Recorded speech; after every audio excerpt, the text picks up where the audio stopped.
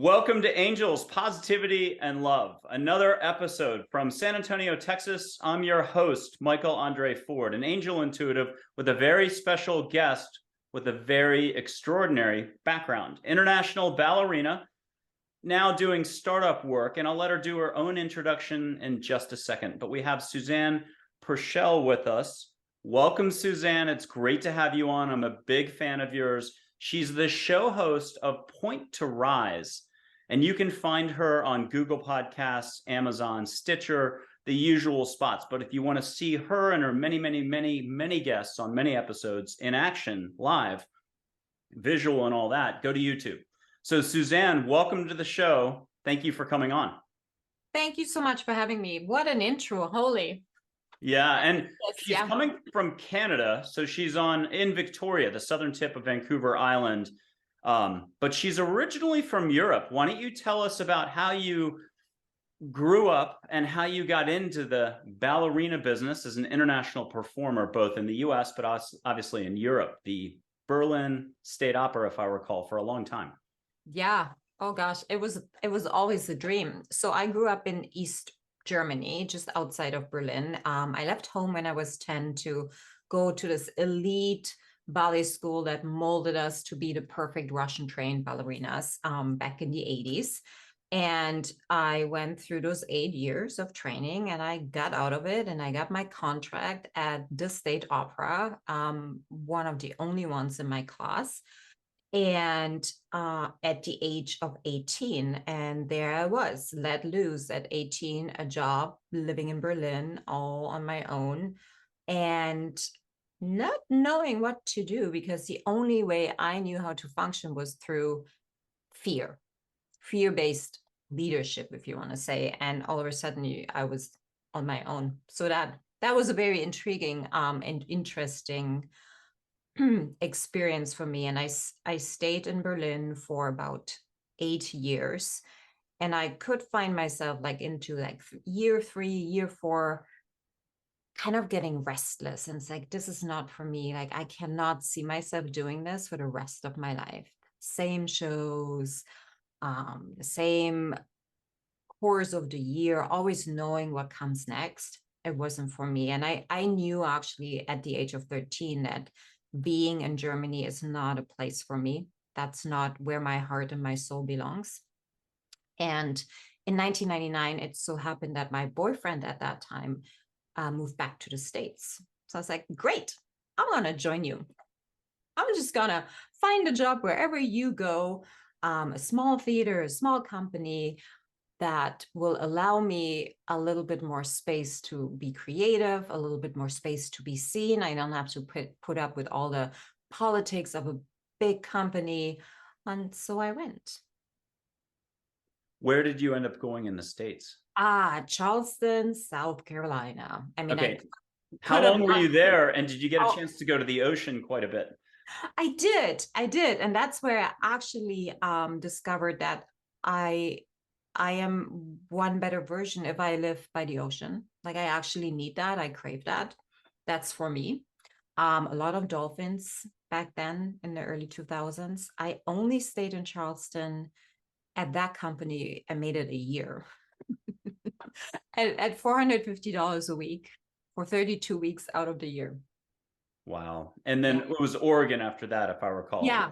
I went to Portland. Also only made it a year and a little bit there because of how we were treated and what the expectations were.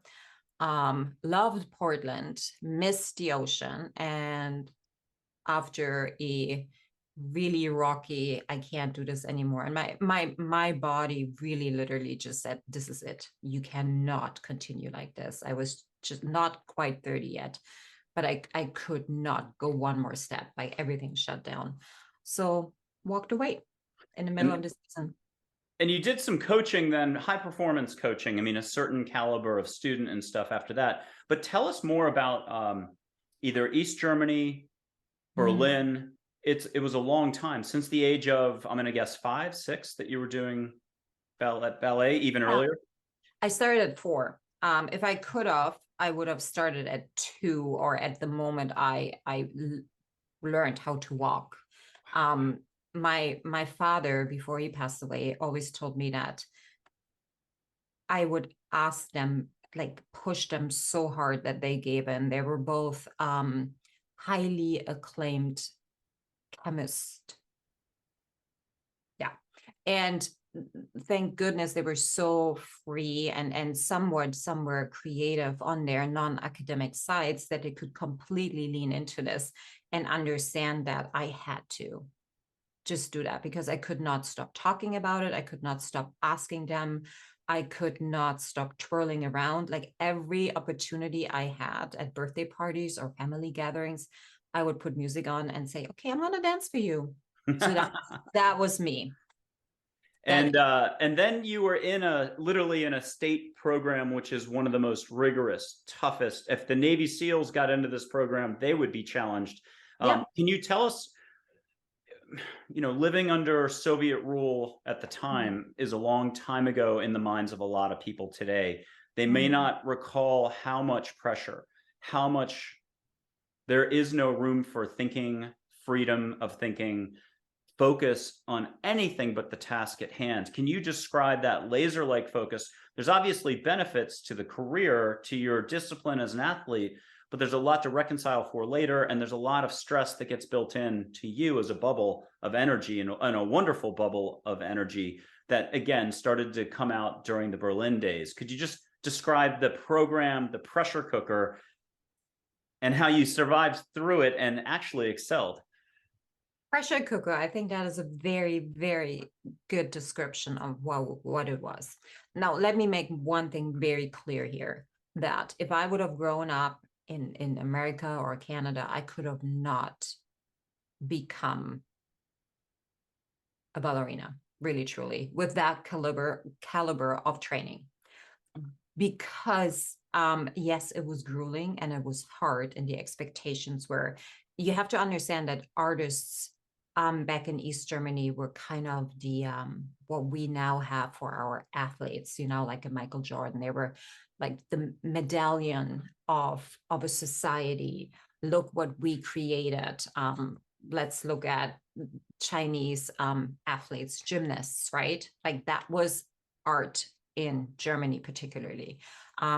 Dancers we would travel everywhere. That was my out. That was my out of the boundaries. I remember sitting with my grandma when I was 13, planning, okay, when I'm 18, I'm gonna get into this company. They do yearly, if not bi-yearly, tours around the world. And wherever I feel home, I'm going to stay. Where Which did then you end up? also means, Yeah, sorry. where around the world did you end up going? Oh, the wall came down before I had my job. So I didn't, not under the Soviet reign. So yeah. I wanted to mention that it was my path and my intuition that led me in there. And no matter how hard it was, I was willing to give everything. It was not a question. Many people ask me, oh my gosh, you made so many sacrifices. I never and never will see it as a sacrifice. I see it as a huge gift. Even though it was hard, there were many tears shed. There were days and weeks and years where I thought, oh my gosh, I'm never ever going to make it. I think the first 5 years of the education, because we didn't have to pay, we had every half a year we had kind of a test where the whole school auditorium was filled and we had to do our exercises, and then we were judged and said either we can stay or not. And for 5 years in a row, I was the one that should have let go because, well, I didn't have the feet, or my hips were too wide, or I was too fat. I just wouldn't fit into any kind of the containers that were opened up for us at that time. So they thought it would not be fair to put me into the situation. And I remember my mother was the one saying, well, great. Okay, I want her home anyway, so I'm going to take her home. And that was the very sentence that actually probed them to say, hey, no, actually, we're just gonna give it another 6 months and see where she goes. And that kept me in that school until I started blossoming. Perfect. And Yeah. it's fair to say that that left you with a huge foundation for what we're about to talk about the rest of the show, where you've gone with it all, how you're helping others, your own gifts as they're developing, and so on. But before we get to the rest of the story and go big, the name of the show, Angels, Positivity, and Love. I'll ask a left field question. I'm asking a lot of guests at the start of this. Do angels exist? And do you have any sort of story you want to share, even just asking for a sign from the universe? We just talked big picture universe stuff, but do angels exist, Susanne? Absolutely. I'm a big believer, and I knew it when I was a little girl because they were always there. They would show themselves. I clearly remember being sick, and I was sick very often. And I would see them sitting over my bed or over my crib with their big wings and just holding the crib that way. So yeah, when I talked about it to my mother or my dad back then, they would just say, "You're completely out of your mind." So I stopped talking about it, and I stopped believing in it until I would say my mid-30s again. Did you And feel anything though on this? You're on the stage for a gazillion times. Did you feel the flow beyond the normal flow so that you were at least allowing for the artistic extra help to come in? And I'm so glad you're asking that question, because I think when we're creative, we're mostly open to actually allowing that kind of energy to come in and be present, and also to recognize it. So I don't know how many times my favorite time before every performance was to be down on stage while the curtain was still up. Nobody else was there but the stagehands. And I would just lay there and look up. It was such an old opera house that you could feel everything in there. Wow. And you would just see silhouettes going by, or just get a swoosh or a and I wasn't in a good space in that time there that I would really allow them to actually carry me through dancing. Um, though it happened to me when I was in Charleston. Um, and I did not remember when I came off stage what happened. Okay, tell us about that one. We want to hear it. Oh, it was so beautiful. Like, I still get shivers from it. It was just I don't know if this is relevant, but it was a pas de deux. And I at that point already had like a lot of stage fright. Like, I was doubting myself so much that I got so nauseous that I wouldn't actually not like to go on. But all of a sudden that completely disappeared. And I got off stage and I'm like, what just and I had the audience come to me, my peers come to me, the directors come to me. It's like, I've never seen you dance like this. This is a good start. I'm like, okay. So looking back on it, I am convinced that I had many, many helpers at that moment to just wash away all the fear, all the self-doubt, and allow me to be my higher self at that moment. Wow. I love it. I'm going to ask you about the Berlin State Opera, and I'm going to kick out a 10-second memory of my own from a high school boarding school. I got asked to introduce a US senator to an auditorium, and how that happened, who knows? Remember flashcards, being totally scared to death to do this, getting up at the podium. And when it started, and I'm reading the flashcards, but I'm trying to make eye contact, just like at the first couple episodes of this show. And then I'm done. And I must have done okay because everybody came up and said I did a great job, but I do not remember a thing. And I'm going to assume I must have been getting a little bit of help at the time. But tell us more. I really love hearing about the Berlin State Opera. A lot of history there, a lot of energy flows, a lot of tough stuff going on with politics.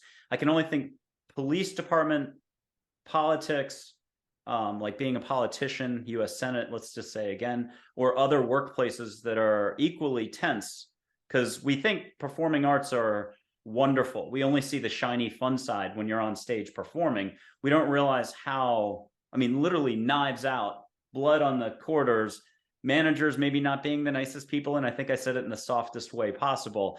Tell Yeah. us about the Berlin State Opera, but again, how it's a pressure cooker in its own right. You were doing what you're doing. How did you manage it all?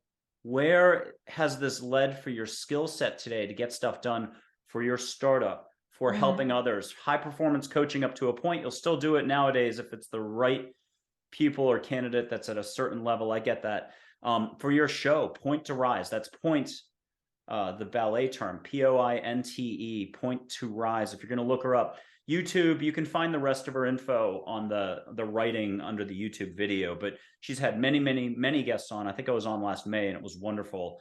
And you'll find her all over social media, Instagram, I mean, everywhere. So Suzanne's a whirlwind and a powerhouse for reaching out. But tell us more about the Berlin State Opera and some more flavor there, and including the big flow and how it was still, you were getting something out of it in spite of all the obstacles within you and around you, and put a label on some of those internal obstacles too, the doubt, that, you know, it's a permanent thing for all athletes and performers and artists. All right, well, then let me be really frank. So I would say that these 8 years at the State Ballet School determined so much of what I struggled with my entire career, which was mainly self-doubt, because nothing ever was good enough. If you're being told, and so I was, that for years and years and years, I was too fat. I need to lose weight. If I'm not losing weight, I cannot attend class. If you're being told that your hair isn't thick enough, or, you know, your legs are not long enough, or they're too long, and all of these things, it was always too much or too little of something. And when you hear that over and over and over again, particularly in your formative years, your subconscious is full of self-doubt. Wherever you go, whatever you touch, you will always doubt yourself, and you don't know how to function. So when I left the school, I graduated in the top of my class with honors. I got myself there because I knew that I can outwork people. But that also came not only at a higher price, but it also came in that I didn't know how to work my mindset. Like, I had no idea what was the power that I possessed in here, which was, when I learned that, one of the reasons I became a coach, because I could not believe that was kept from us, because those 8 years and whatever followed after would have been so much easier. So much easier. And I could have been so much better and so much more. I could have actually been the prima ballerina of the house. So let's flip everything and let's have you focus briefly before we get back to that. Just the 4 or 5 areas that, now that you know, if you were in charge of the Berlin State Opera program, what would be the messaging? But this is for every audience member, their own personal life and how they're applying their focus versus beating themselves up, or too much routine, too much discipline, missing the forest from the trees. How does a person relax, let go, trust more the artistic flow, allow, and we'll just use the classic word, be, their own being, their own allowing. Connect it so that we've switched it to the self-help advice, the woo-woo-woo advice, the growth advice. How can we be all we can be? But give us the Susanne Puerschel viewpoint here. And I want to clarify that the opera house is a different entity, and it was a little bit more relaxed in it, but there were some politics in there that were absolutely horrendous, which, you know, let's be honest, many companies have these issues. And I don't want to smear any dirt on the ground here. What I would do differently in a company, and mind you, I am on a board of a smaller ballet company in Pittsburgh, and what we're working on is actually see the big problem, particularly in dances, that we're expecting these young dancers to outwork any kind of limiting beliefs they've ever had and ever will have. But that doesn't work. However, that is the philosophy. more hustle, harder work, you'll become better. But we're not setting them up for success. We're not setting them up for a longer career. We're setting them up that by the age of 25, they walk on canes, or they have, their first hospital stay, and then they can pay their rent. And it's a chain reaction. So what we're doing, what I'm implementing, is that the work on the mind should be number one priority at any given point when you're going through training like this, knowing that just hard work is not going to get you to your best version of yourself. It's meditation, it's knowing what your body needs, it's listening versus reacting to everything that comes at you. Wow. And that's I'm immediately thinking of the Disney-like film, or more like Karate Kid, the adult version.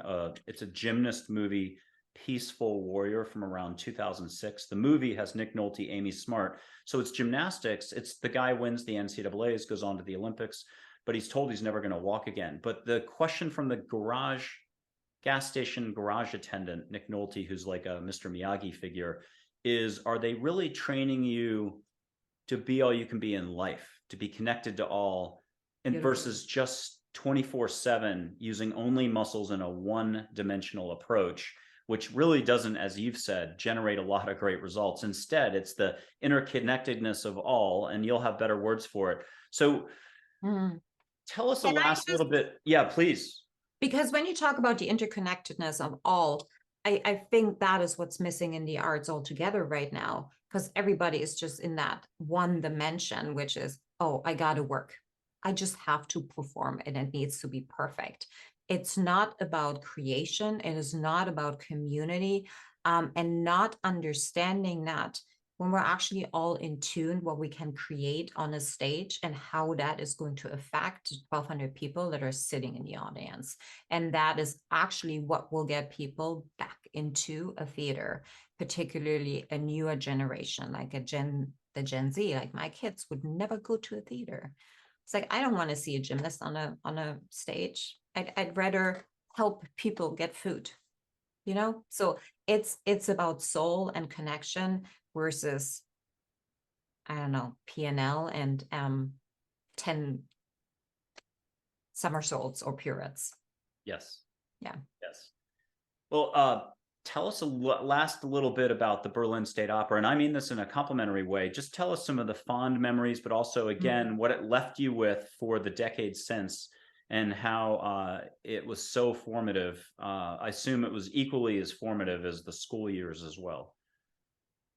You know what? Yes. And first of all, I want to say how proud I was to walk through these doors every single day, because it was my dream. And here I am. I did it. I really did it. I'm part of Germany's #1 ballet company.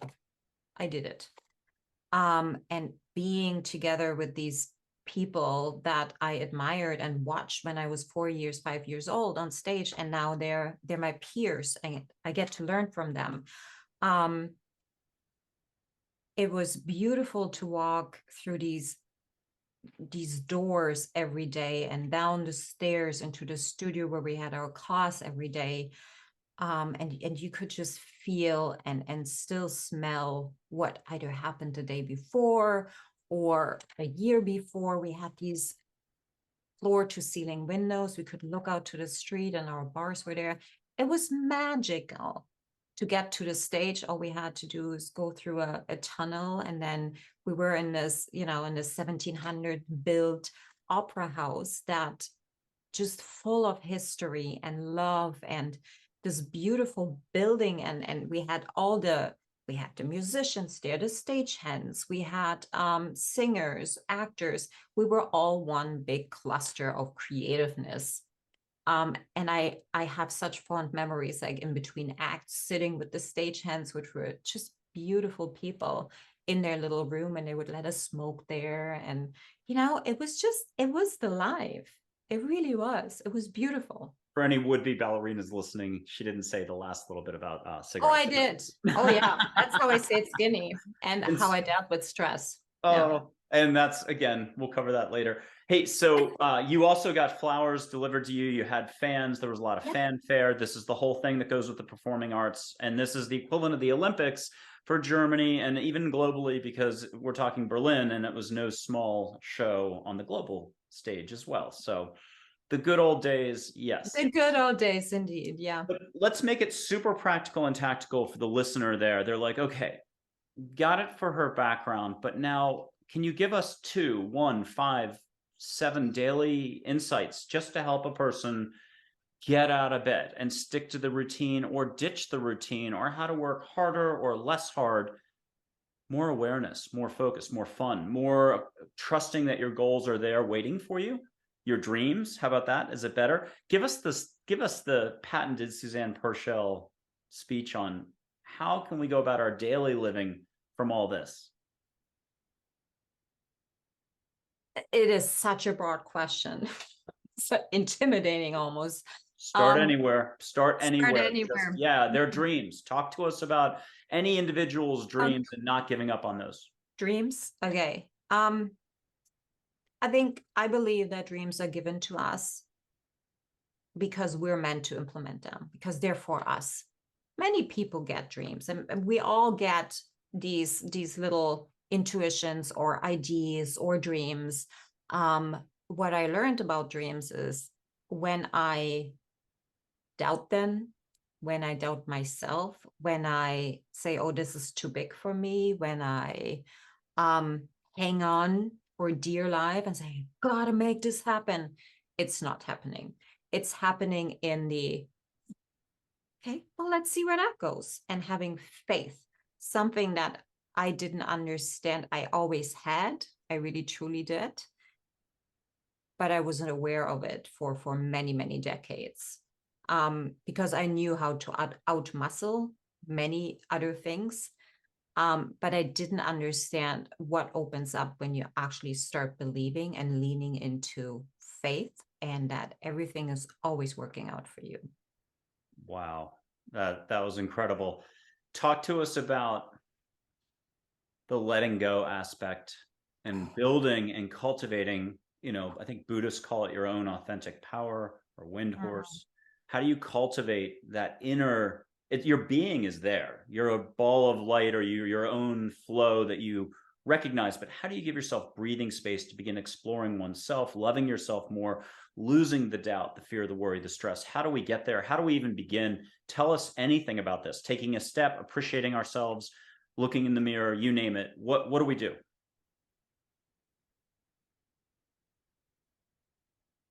So many angles. I think it starts with awareness and knowing that, hey, that's actually out there and available for me.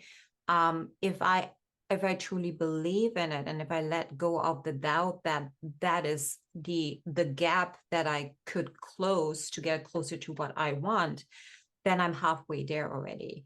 It's that roller coaster feeling in your stomach when you're like wrestling between what you believe or what society has told you, but what your gut is telling you, and you don't know what to follow. Is, I always would say, follow your gut, because the more you do, the louder it will become and the easier it will be to follow. Self-love is something that I still struggle with at times.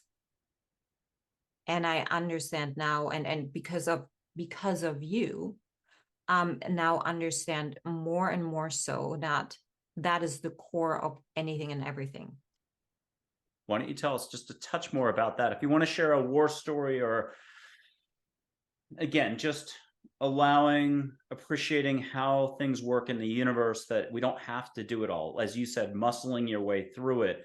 Talk to us a little bit more about that. Would you like an example? Because there are Yeah, many. please. We love examples on this show. I think, and that goes all the way back when I was 13, and I remember my grandmother, who was almost 90 at that point, and I were sitting, and I'm like, I cannot live in this country for the rest of my life. I cannot see myself being here. She's like, "Oh, let it just come to you. It will come. I promise you." I'm just like, "Ah, no, I have to, I have to have a plan and I need to work on it." And she's like, "No, you don't. What do you want? Where do you want to be?" And I remember saying that I want to be free. I want to live by the ocean and I want to see mountains. And I didn't remember this for a very, very long time, Michael. And I'm so glad you're asking that. And I think it was last year, 2 years ago. I think 2 years ago, in the beginning of the pandemic, I was sitting down by the beach, which is literally 2 blocks away from where I'm living right now. And I was sitting there and I was looking over to the Olympic Mountains and I'm like, I'm here. And I didn't think about it in a I have to take action way, but yet it all came because of steps I took along the way, people I met. My husband and I met him in Charleston. We would have met 10 years earlier, not 10 years, but 5 years earlier. We weren't ready for each other, but we would have. So the universe just simply said, no, you can't get through that door to meet and audition at this company. She'll come to you. These are all like little examples. I have my dad, I'm pretty sure it is my father, who comes here. He loves walking along the ocean. He swishes through the house. He turns on the lights. He turns them off. He moves pictures. He drops them on the floor. He plays with my dog. So that all happened more and more over the past year because I have become more open to actually letting it happen and seeing it and not fighting against it. Ooh, I love this. And then, okay, so for the audience, let's try to help the audience cope and adjust and allow for what they're hearing so that it's less of a judging reaction or just beautiful. I mean, a lot of reactions right now should just be beautiful, beautiful. Keep going, tell us more, which think of those stories. But how can a person allow for the universe to be beyond our thinking? How do we lose our control over what we think is our grasp of reality? And so maybe give us an example where you asked for a couple of signs, a bunch of different signs. I'm going to make it up. We'll use animal wildlife around you because here you are in the Vancouver area. I think you said you had to take a ferry to get to physical Vancouver. So you're on an island, and this is in British Columbia. Beautiful, like we're talking orcas, ocean, eagles, hawks, and so on, owls. Do you have some examples for us where you just said to the universe, give me a sign? Oh, I have plenty. So, and then I want to go back just a wee bit because in 2018, when I started my, let's say, self-development journey, hardcore, I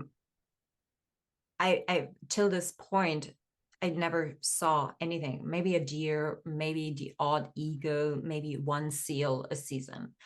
And then we moved into this area that I would describe as it's in the city, but it's very like secluded, and we have like trees, and there's a mountain there, and a cemetery just a block over, and the ocean is 2 blocks over.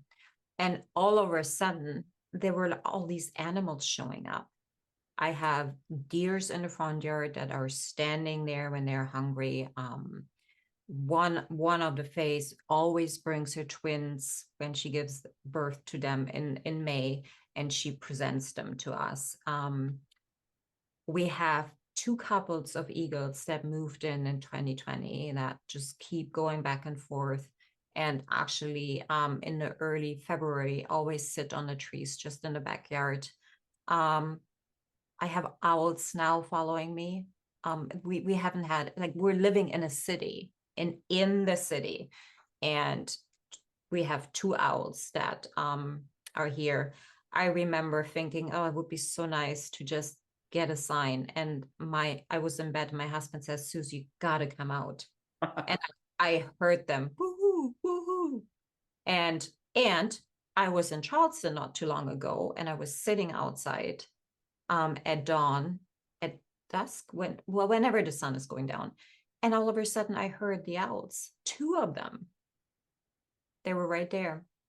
I I see whales here, the sprays, whenever I walk and I ask for it. So I think that for me, the universe does communicate through animals. Like there isn't, I have no doubt. We have So for little otters play on the beach when I walk down the beach. So it's a little bit of trusting, a little bit of faith, religious, non-religious faith. To me, I would just describe it as letting go, getting out of your own way to let the universe, nature, animals do their thing, putting the request out there and setting your intent.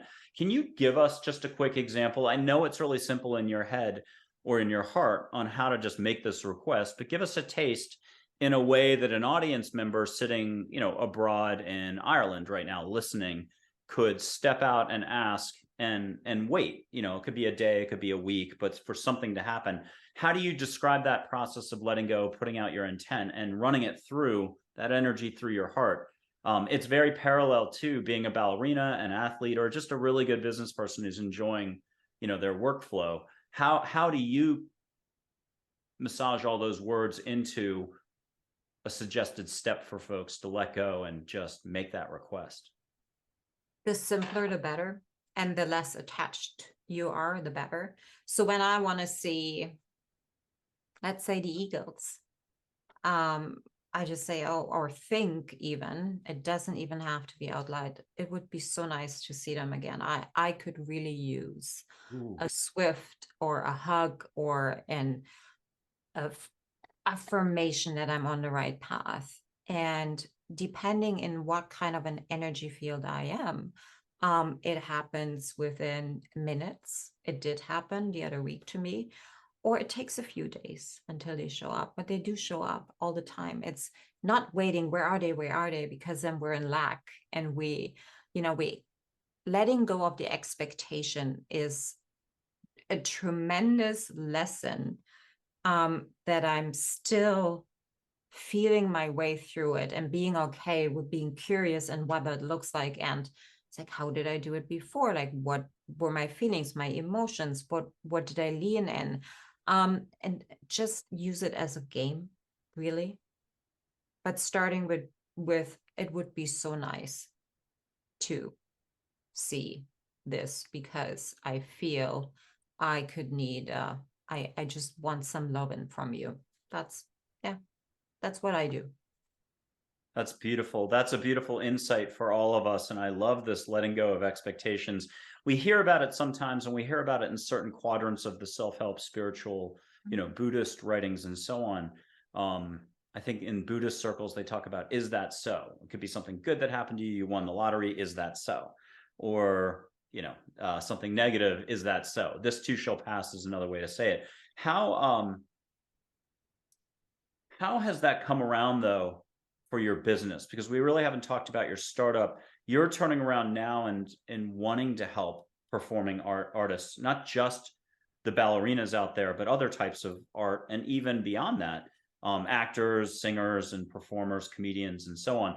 But talk to us a little bit about the mindset, having come out of your specific background as a ballerina, and now how you want to impact the wellness, the personal development, and the careers of these folks, and what you're still in sort of startup phase or development. What can you talk about your big picture goal? Three question in one, and I'm almost 50, so please bear with me. I will forget while I'm talking. Okay, so how do you get here? By asking questions. That's how I got here. I think for me, it is a continuous road of letting go of any kind of obstacles or limitations I find myself bumping against. Because let's be honest, as an elite ballerina, we didn't have the best education. Like we all had to graduate with either honors or with a 1 or 2 with like great or good. Otherwise, we would not have gotten jobs. So there was a lot of maneuvering around and letting us know what's going to come up. So as in terms of formal education, I have a bachelor's in arts. Like I didn't know anything about business. I didn't know anything about P&L. I didn't know anything about technology. What is that? Google document still throws me off, but being okay with not knowing everything and asking for help and understanding that if I want to do something, I need to know just enough to be dangerous and to ask the right questions. And that gave me kind of a, oh, okay, I can lean back. Like I'm not the whole world is on my shoulders. So what we're doing right now, and it also has been a journey because I'm now talking to people that have, founded and sold companies over and over and over again. They're high in the tech business. They're completely in another world, and being okay with, yes, I am good enough for this. Yes, I attracted them. Yes, I want to do business with them, and I want to change the landscape for all performing arts. So I'm not going to say very much about it because it's really raw still, and it's still in development. But really, and pardon the language, what really pissed me off over the past 3 years is that artists, the entire arts industry is such a big part of society. Financially, when you look at it, it's like a over $160 billion industry. If you look at it from like an interaction and community, it has such a big impact, and yet it's not seen as important. It's like, we're just gonna cut this program out here, and we're gonna, not pay them at all because they love it so much. And I think we've gone so wrong in how we are building arts organizations or presenting arts all together. And I think there's a better way, and we're working on that better way. I love it. Tell us in the big picture, if you were setting your intent tomorrow morning to begin a work day, networking, whether it's performing arts people, board members somewhere, company execs somewhere, what's the big intent though? You want to reshape the performing arts industry and other areas so that everyone benefits, but give us a specific intent, broad as it is, holistic approach. How would you say it? And I don't think is that an intent? Maybe I could be wrong, but I think that that's a very hard question, Michael. You got me stumbling here. The intention is to completely overhaul, revolutionize, disrupt, however you want to call it, that industry that has been making so much money on the backs of other people and taking advantage of people that love what they do just because they didn't know that what they're doing actually has worth. Is that So a lot of, a lot of self-empowerment, a lot of self-worth, a lot of helping them onto a better path, a more productive path, while still doing what they love. And everybody wins. The audience wins. The board members win at this institution because it's a longer term, healthier approach in every direction, with a lot of love thrown in and a lot of understanding and a lot of patience, because you're trying to change something that's been a certain way forever.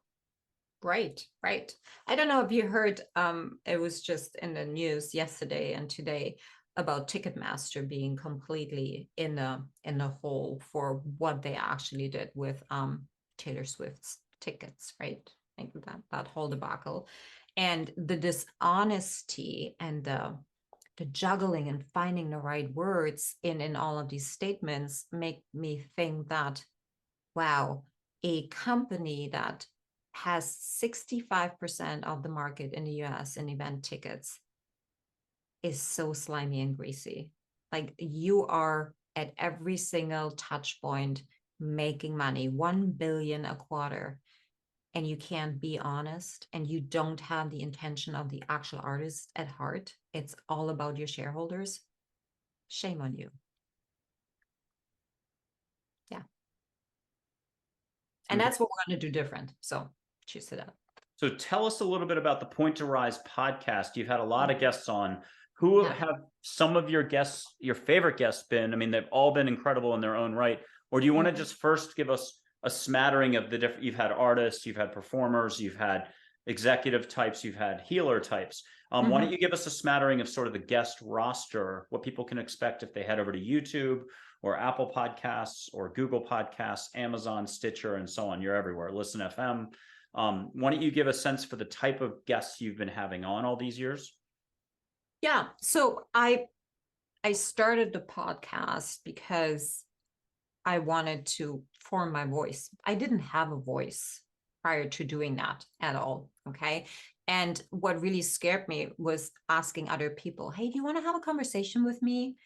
Asking for help in a way. And I started out with just me talking, scripted, of course.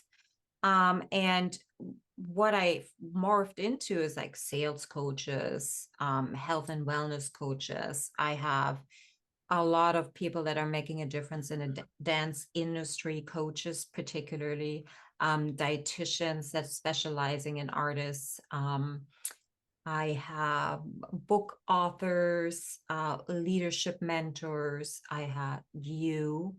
I have had, it just from the Washington State Cultural Affairs people that are really heavily involved in culture and funding for culture.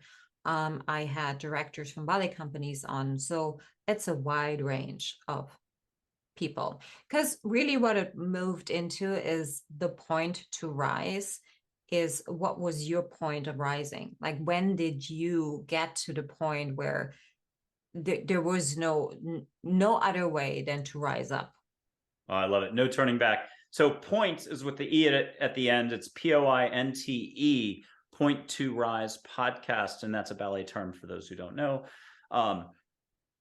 Talk to us. You keep hitting on a beautiful issue. And this has been for all of us. We've got perceived vulnerabilities. We think we don't have a voice. We think that we don't have this or that. And we've just said earlier in the show that the lack, it's sort of, do we want to feed the lack or do we want to shift our focus to unlimited heart, which is there the whole time? We have a voice, we have possibility, we have a game plan, whether we know it or not. How do we shift our vulnerability and turn it into confidence? An invisible game plan, even if we don't have it stated. How do we trust the universe more to deliver that game plan, to deliver us into more heart, into more awareness, into more interacting with people, into ownership of all those different flows that are fun flows? Talk to us about how you've witnessed it personally in you, how your show, how what you're trying to do in the wellness industry or the performing arts industry and everything else. Talk to us about the development, though, of vulnerability, the self-doubt, the I have no voice, and how are you watching it transform over these years and into that inner fearless, and I'll go back to that gymnastics movie, peaceful warrior path that just is going moment to moment with purpose.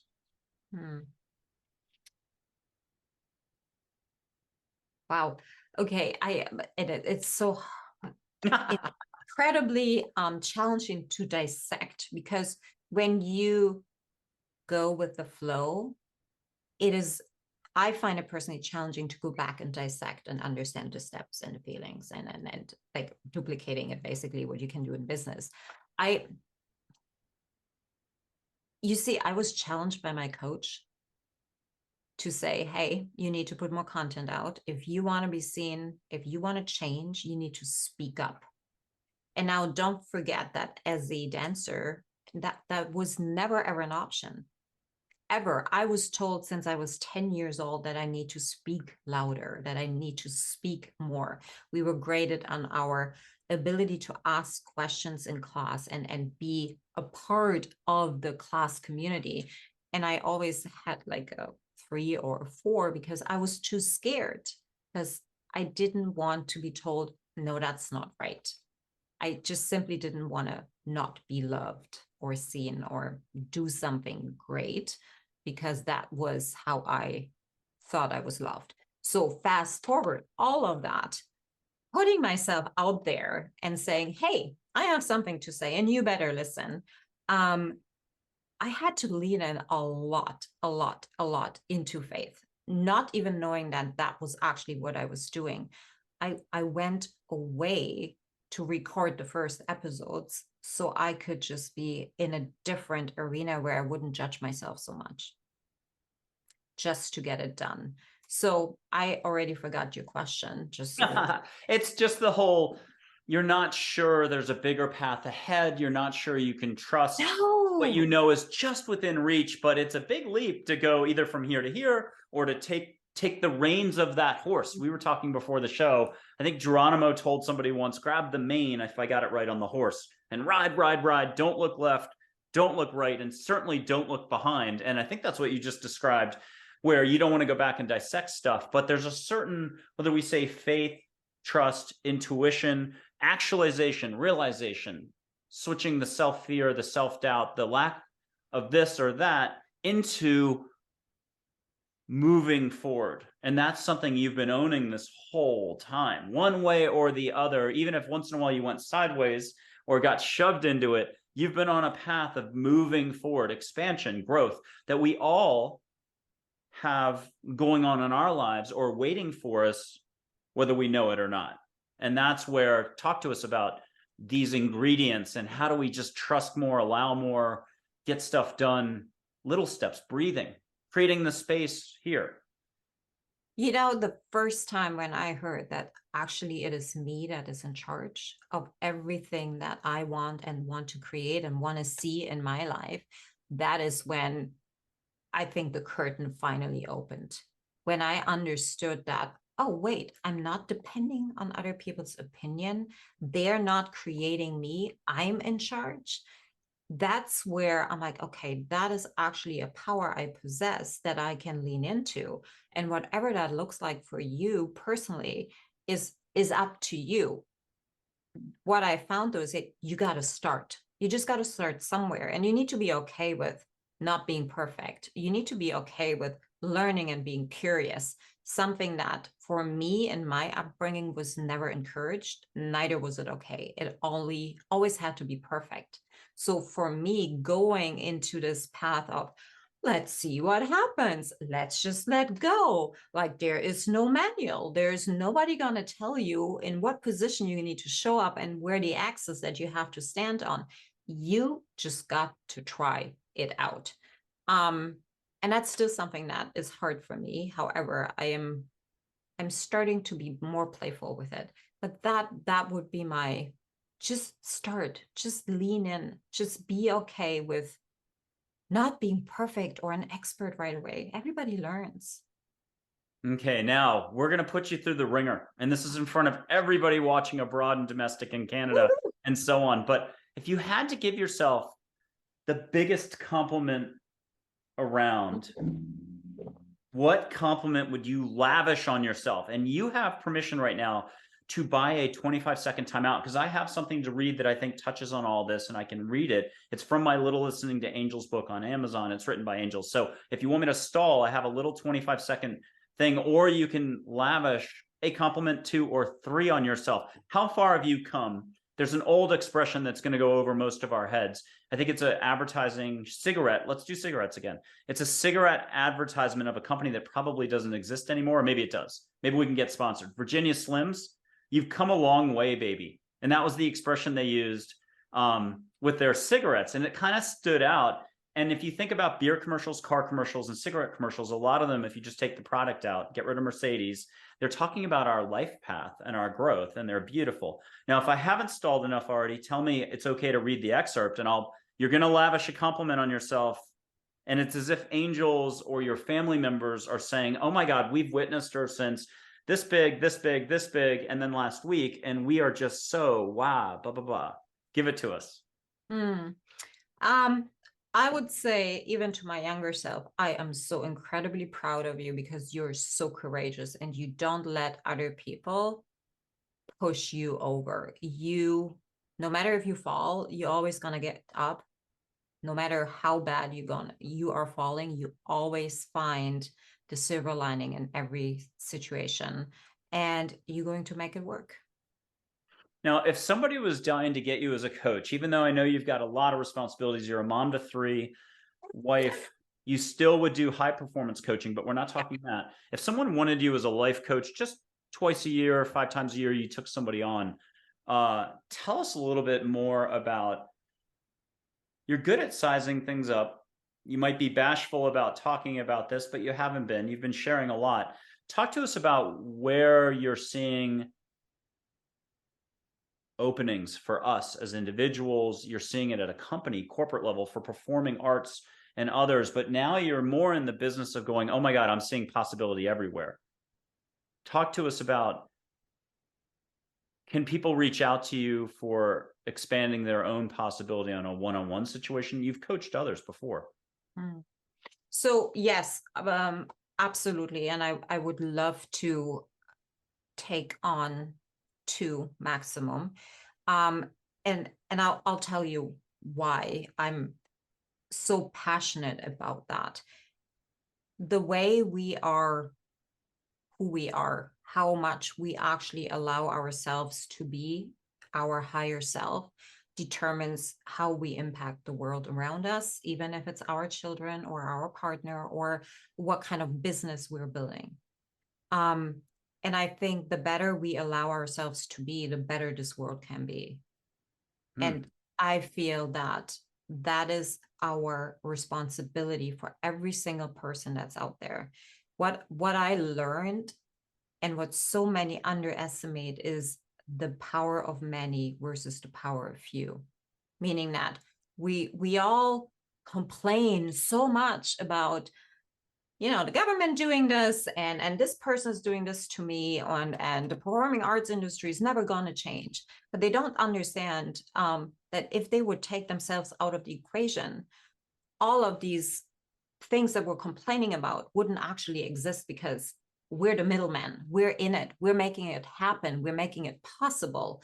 So the better you get as a person, and when I say better, the higher level of awareness you have and love inside of you that you are capable, and kindness that you are sharing with the world, the better everybody and the more loving everyone around you is going to become.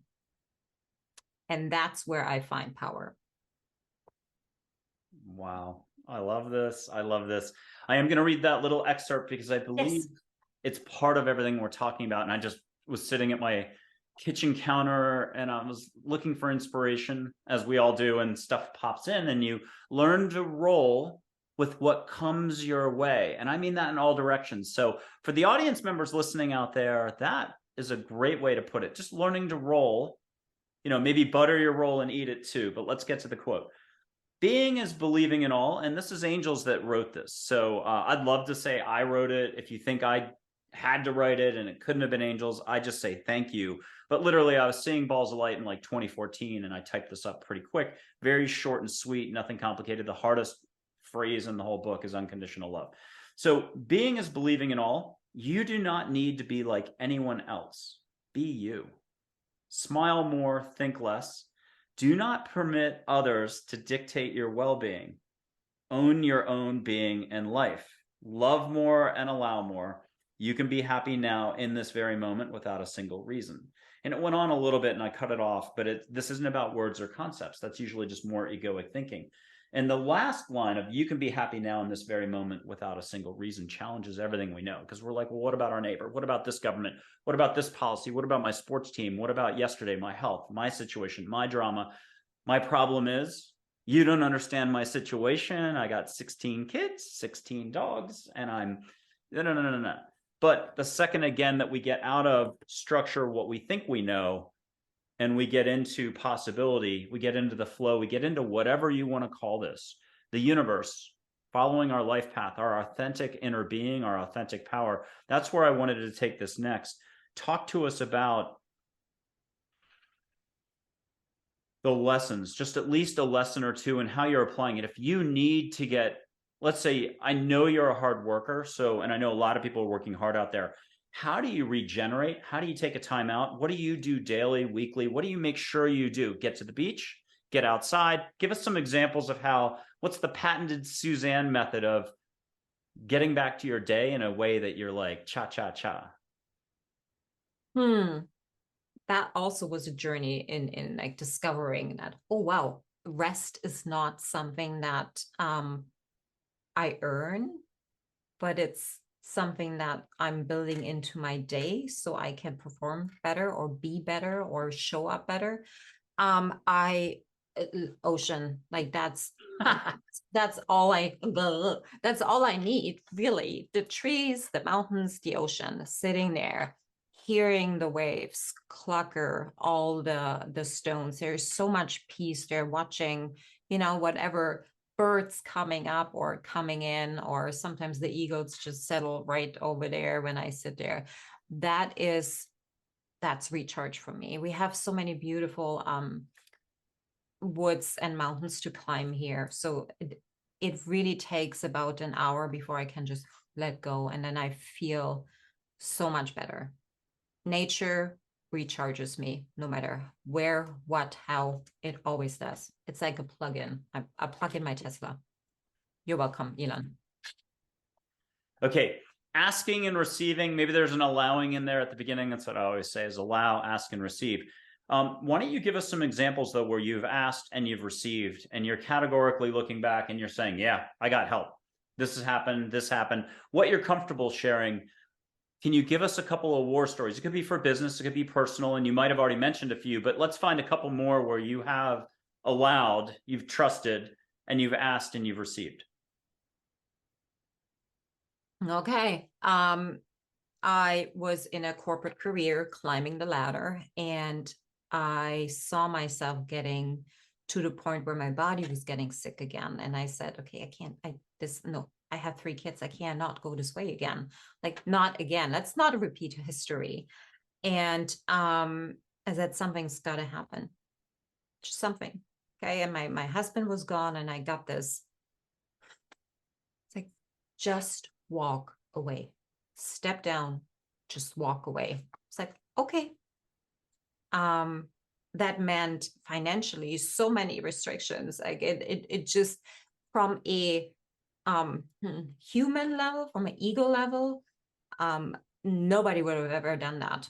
No, not even me. But I knew from the inside it is the right way to do it. So I had the conversation.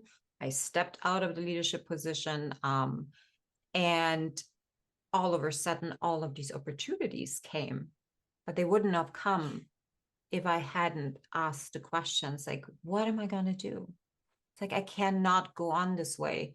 I need help. And the help was right there, even though I didn't know that I was tapped in, even though I wasn't even aware of it. So that would be an example. Another example would be,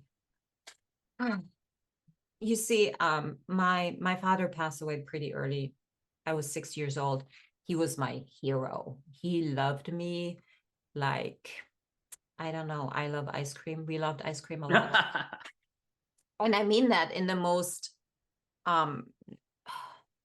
sincere way. Like, ice cream was really something that we shared often. And as a little girl, he passed away, and I gave myself the fault that he did, that it was my fault that he passed away. And many years later, I was just 40, I think. I went to an energy healer, and she said, okay, I have somebody sitting here. I don't know who it is, but he wants me to tell you that it wasn't your fault. It had nothing to do with you. It was just the body saying, this is it. I had enough. And I had asked for that. Even I didn't ask for it out loud. It was just bugging me so much because I could not bury that fault anymore. And I had asked for something to take it away from me. And then there he did. He totally did. Trusting your heart and letting go of what needs letting go or what doesn't serve. And it's, if you don't take action in the first 5 seconds, when you have that instinct, that thought coming in, your ego is going to get in the way, and you start doubting it, and you're going to negotiate yourself out of it.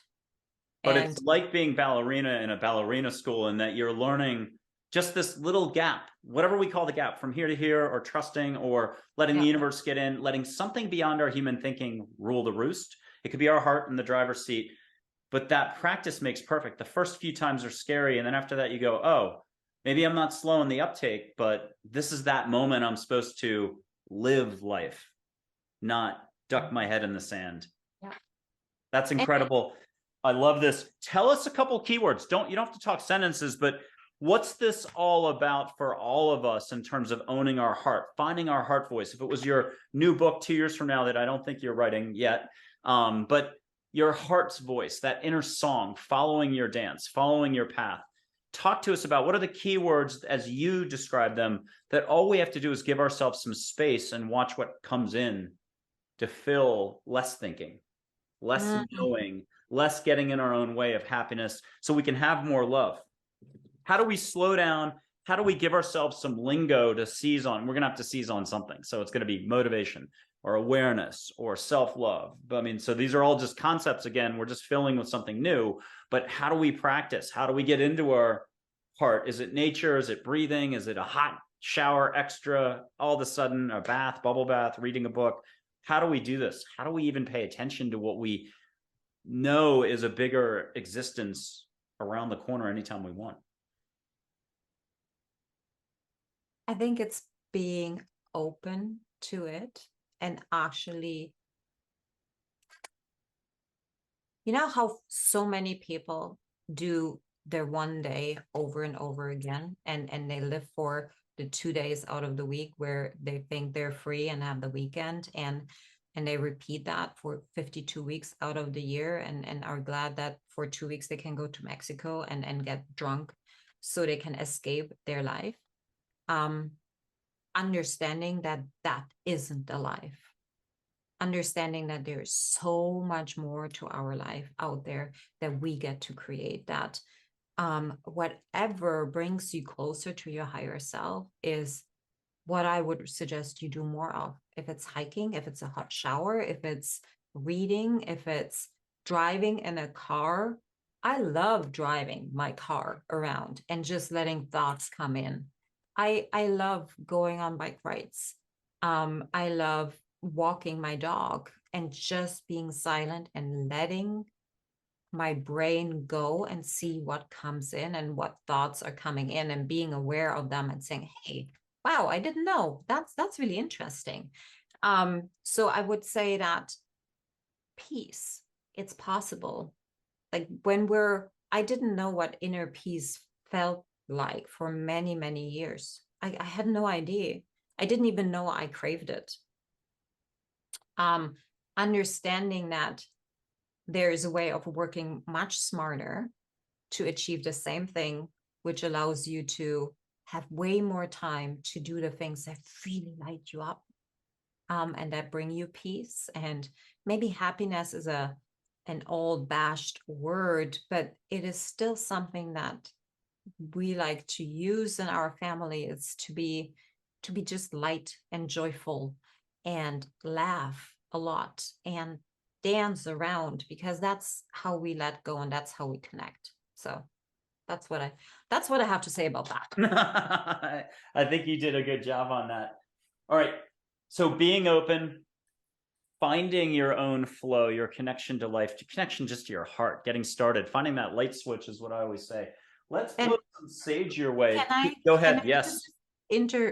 Stop numbing yourself. Stop being okay with not feeling.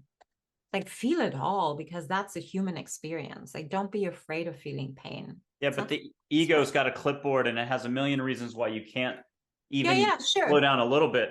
Oh, if you pay attention, it all goes away. Half of what you thought you knew. Right, because all of it is actually not true. But my problem is, you don't understand. I'm giving you the top egoic lines that all bring of it on.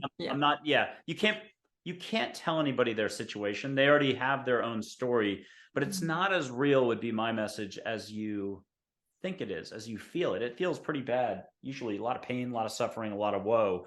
But the second you get out of making it so long, like a great exercise, if somebody writes to me a 7 or 8 paragraph life story, or 20 paragraphs, and it's this, it's that, it's this health thing, and it happens all the time. A great exercise for people is to go back and write again your life story, but being aware that when you put it to paper, you're reinforcing it rather than encouraging change away from that story. So it gets interesting because there's probably going to be very few of us, and this is us included, that would figure out that we could just write, I am love, or I am open, or I am ready for more love and openness. And that would get us over the fence on a lot of these situations. Now, if it's debt, a health crisis, divorce, this, that, you just lost your job, it's not going to feel good necessarily because you're like, oh, the pain, the pain, the pain. But it's the beginning of that opening to get away from the pain, out of the stuff up here that seems totally real. But I guess our message is there's more. Yeah, because every ending always means a new beginning, and we forget to see it that way, right? Like, or in relationships, or losing a job. I think when I ever fired, but when I stepped away, it was always, oh, this opens the door for something new, just to let something new in over and over and over again. And I think that saved me from all the no's that I've received so far in my life, to not put my head in the sand and say, oh, it's over, I can't. Like, no, there's so much more on the other side of this, and it's beautiful. Positivity. Positivity is abundance. I say that on every show now, since that's part of the title. Angels, positivity, and love, but it could be angels, positivity, and abundance. I'm going to blow some sage smoke your way. You've done it in the past. You've done it multiple times with me. You did it before the show. We know this works. For the audience, it's just a little bit of the sage you can get from Whole Foods. I think that they're still in Whole Foods. It's Juniper Ridge. It's on my website. There's no business relationship. But it's steady Eddie sage, and all their incense is good. I think they fixed their Douglas fir incense sticks. Consistent, a lot of fun. I'm going to light the sage. I've got a red-tailed hawk feather. Wherever you are in the world, just give yourself permission to let go. I think that's been a big theme of today's show. Give yourself permission, your higher self, to get in. Angels, guides, the universe, lots of love. Be in your heart. Let your heart do the smelling. It's the Zen thing, smelling without smelling, or catching the scent without catching the scent. You're just one with everything, and you're allowing a little bit of sage smoke to come your way. Are you already getting it, Susanne? Oh yeah, the moment you light it up, I'm like, what's happening here? Aw. Yeah. And I'll snuff it out. But anybody who wants to do this, replay it, go do your happy dance somewhere, hug your dog, go for a walk, go for a shower, swim, hit the beach, walk barefoot in the grass, do something. There's a million ways to reset, just as there are a million ways to block or to convince yourself something's totally real to the point where you're not going to live. And that story, that's why it's not about words or concepts. Usually that's just a lot of circular reasoning, and you don't go anywhere, and you feel the same way, which is not so hot. So talk to us about angels. You talked to us about being a kid and seeing, and then backing off a little bit, but still getting it at the Berlin State Opera when you were laying on the stage before the show, when it was quiet, taking in the joint, taking in the whole place, taking in the history of the place. And that was your open access time where they could get back to you, because there's no interference from angels. It's just like, what would be the point of trying to listen to anybody's life story and tell them anything if they're married to it so much they're not really wanting to change? They're spending all their energy and their focus and all their money, essentially, their emotional bank account money, they're invested in how it is, not how it could be, or how it already is waiting for them. If they would just get out of their tiny little, and this is all of us, we all have a tiny little repeat button up here. It'll be something new. And if sooner you can spot that voice is not love, it's not unconditional love, it's not self-love, it's not awareness, it's not consciousness, it's not actually the fabric of the universe, which is love, it's not creativity, it doesn't feel good. How do you get to here? How do you start cultivating life and living? So tell us about angels a little bit more, that you're comfortable about telling us. I'll put up some angel photos in a little bit, and maybe we can get you to just give us some messages from angels that go right along these themes, just encouraging us to let go. You'll let us know, what you're comfortable with here, but talk to us a little bit more about how this is about possibility for all of us on our life path. How can we start shifting our energies a little bit? How can we trust more? How can we? I think the how is very easy. You just start. You just start by asking yourself, well, what would it look like if I speak to angels or allow their energy be present in my house? What would it look like? That's, I think, how I started a conversation with myself. And then noticing what comes up, I'd say, because I remember in the beginning, my gosh, there was so much resistance. Like I would feel it everywhere in my body, like tummy pressure or, but I do remember that I consistently got these shivers that I describe as angel shivers, even when there was a thought or during a conversation that was very fruitful, or paths that I should have taken or didn't take. I would get this head to toe shiver and visible goosebumps. And that for me was clear to me that, oh, I'm not alone here. Somebody else is talking to me. You know, and thank you for bringing this up. I had just remembered my very first apartment in Berlin in 1992. I was lying in bed, and it was a very old building right by where the old wall was. And it was built in like 1890 something. And all of a sudden, I look into the hallway. I was lying in bed, and I see this humongous figure of a 1910 dressed woman in her big dress, and those big hats that they had. And I saw her silhouette, and I wasn't the only one seeing it. And she would appear randomly, just sitting there or looking or walking down the hallway, just having conversations with me. And I would hear her voice. And I stopped that because the boyfriend I had, who I was so much in love with, told me that's bullshit. So Oh, I stopped, and that's when she disappeared. I remember though the feeling that I had. It was this knowing, being held, everything is going to be okay. I am not like I don't have to figure this all out on my own. Like there are people out there that will do everything for me. And that gave me so much peace. Yeah, I remember that now. Thank you. Yeah. that is a good one. I love that. It's very beautiful. Um, if we allow for just a little opening in our closed room, and I'm not knocking our closed room, we're all doing a closed room. It's that Plato's cave. I talk about a cave, but it's also a jail cell in a way. It's our mind, which just life is always so big. It's always constant change. We're always growing whether we know it or not. And that's the one thing the ego really can't handle. It's there to keep you safe. It's there to protect you. There's a lot of people who work with their ego. I call it meeting and taming your ego, but it's switching the energy flows so you do a little less, just a little less thinking, a little more through the heart.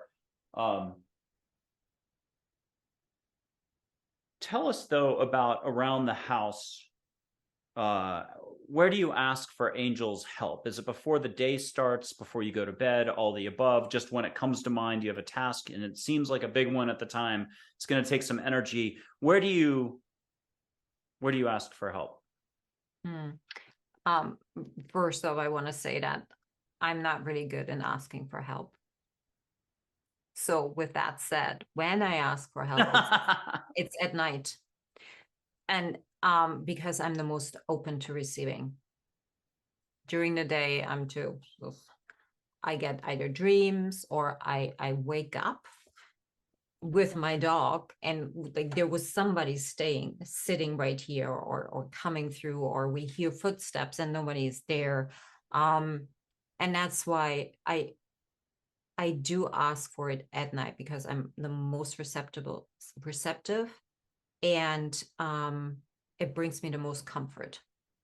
Well, let's do something for the audience right now, which is just let's give yourself a 1% pivot, so that if it was Esther Hicks, Byron Katie, somebody who's, patented method of helping you just shift a little, why don't we have you find a way to say, I'm learning to ask for help more, instead of the You're lack right. thing.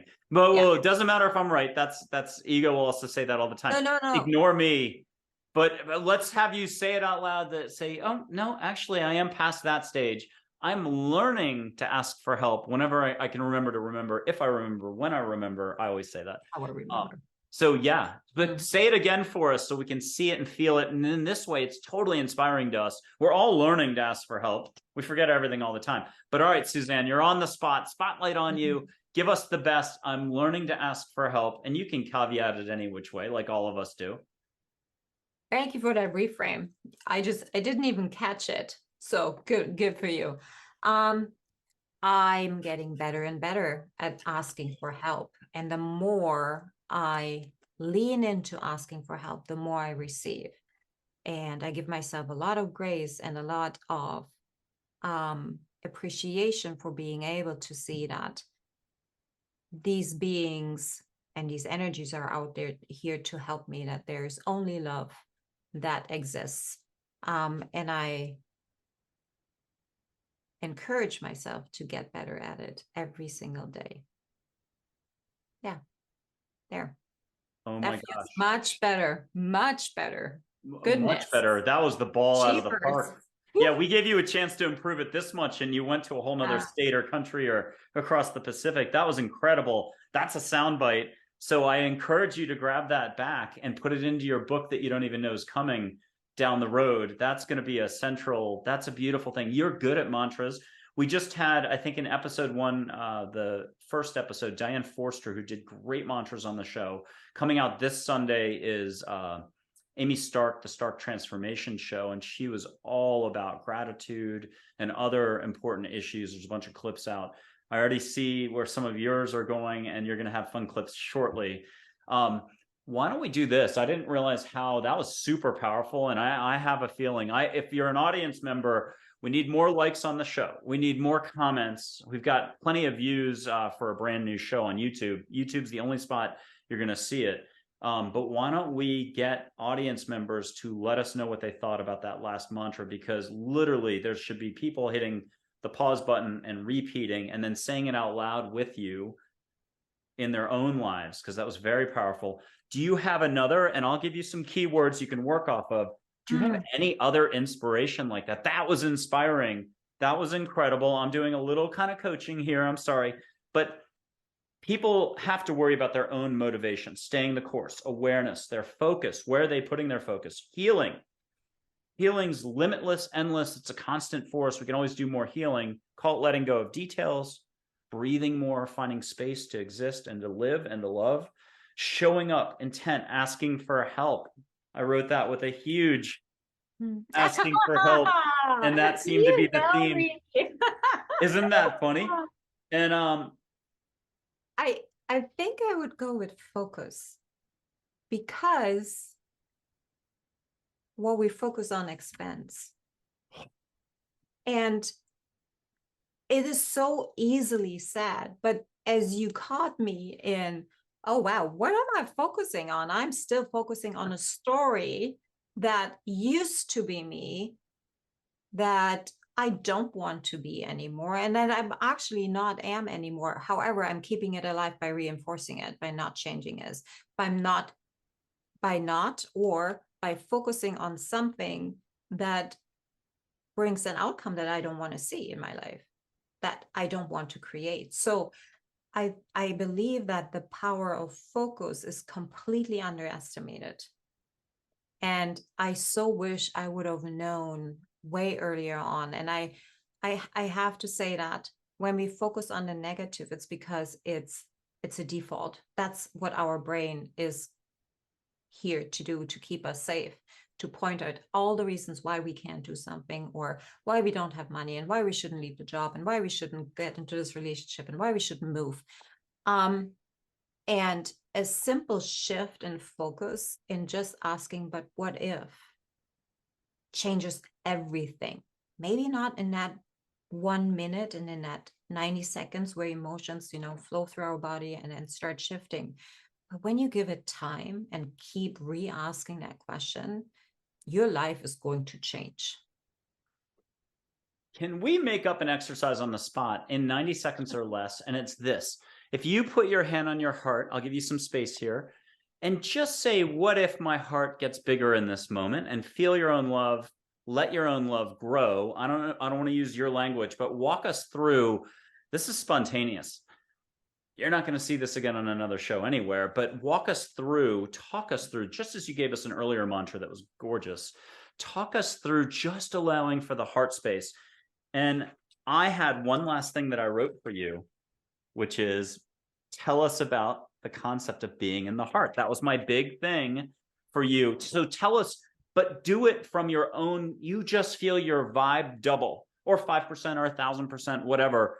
Tap that ballerina from age 5, 10, 18, 25. You're a pro at focus. You're a pro at spontaneity, whether you know it or not, and growing this. But give us that passion that you just gave us 5 minutes ago, but just on the basics. I'm being, I am, I'm love, I'm allowing myself, what if, this moment.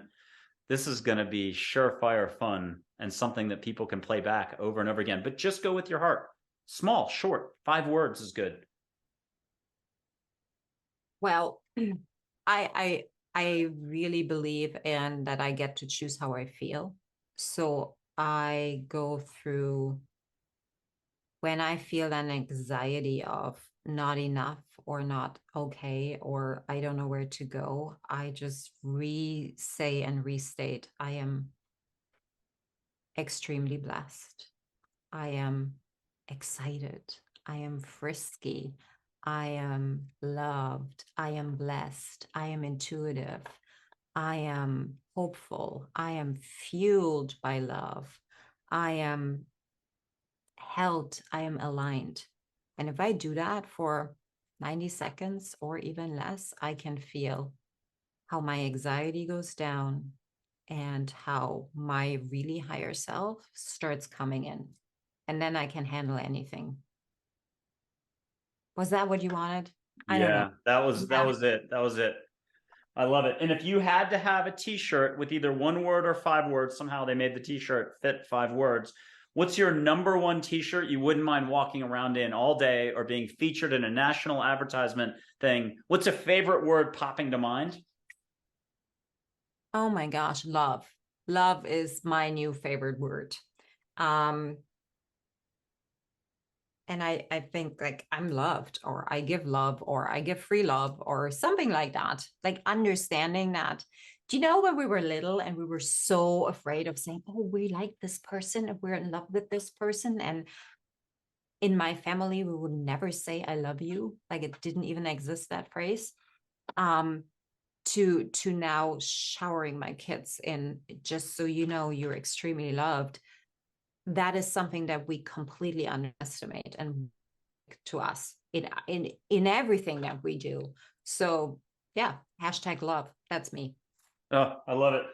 I'm about to put up an angel photo. You're going to recognize Joy. Oh, And hello, Joy. we love Joy. I'll do one thing about love first. Take 10 seconds here. As a host, I got to talk at some point. I've been doing plenty of it.